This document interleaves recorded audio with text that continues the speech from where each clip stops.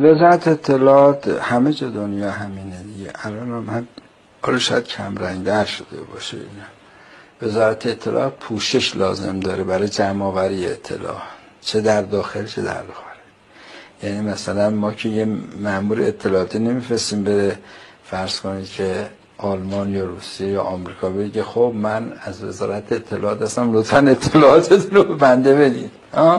در پوشش کار بازرگانی یا پوشش بیشتر شغلای شما خبرنگاری، خب خبرنگارا خیلیشون عوامل مثلا ما نیستیم، درآمدی که نداره. یه خبرنگاری باید با یه سرویسی هر شوخیمو برم هوا با شرافت قلم بالاتر از این.